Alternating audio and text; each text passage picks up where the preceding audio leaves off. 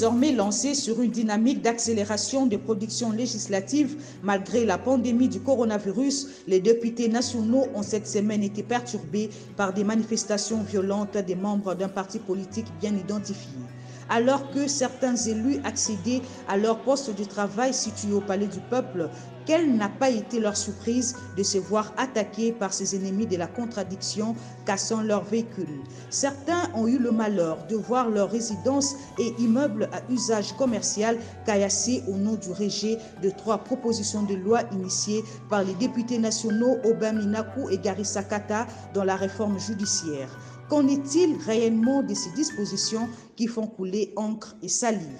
L'innovation dans la recherche de cette harmonie, c'est l'institution de ce que nous avons appelé la conférence des procureurs généraux, qui devrait se réunir en marge des travaux du Conseil supérieur de la magistrature, l'Assemblée générale, pour échanger avec le gouvernement sur la politique pénale gouvernementale et qui peut aussi se réunir de manière restreinte pour régler certaines contradictions ponctuelles, certaines contradictions fondamentales ponctuelles entre la politique pénale gouvernementale et l'exercice de l'action publique.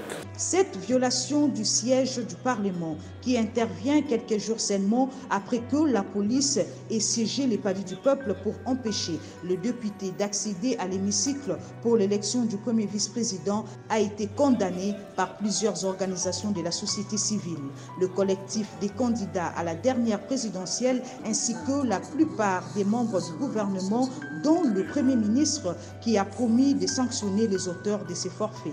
Le bureau de l'Assemblée nationale, quant à lui, estime que vouloir affaiblir les députés représentants légitimes du peuple, c'est vouloir placer la démocratie congolaise sur étel noir et détruire l'édifice des acquis démocratiques chèrement construits au prix des sacrifices de nos frères et sœurs depuis la lutte pour notre souveraineté nationale. C'est une tentative de déstabilisation institutionnelle qui peut nuire gravement à la sécurité nationale. Le bureau de l'Assemblée nationale appelle les acteurs politiques à mettre le Congolais au cœur des actions de leur famille politique et privilégier le mécanisme de dialogue et les voies pacifiques pour promouvoir leurs intérêts afin de maintenir la paix et la concorde sociale. Malgré ces agitations politico-sécuritaires, les députés nationaux, membres de la commission PAJ, se sont réunis ce vendredi pour examiner en profondeur ces propositions de loi. Appelant la population au calme, Luquin Kassongo, président de cette commission, précise que rien ne peut être fait en contradiction de la Constitution. La Cour constitutionnelle et le président de la République, sans oublier le Sénat, sont les prochaines étapes d'examen de ces dispositions judiciaires. Nous demandons à la population de se calmer. Il n'y a aucun élu qui peut être contre la population qui l'a mandaté. Tous les députés sont l'émanation du peuple congolais. Et il n'y a aucun député qui peut venir comploter contre la population congolaise.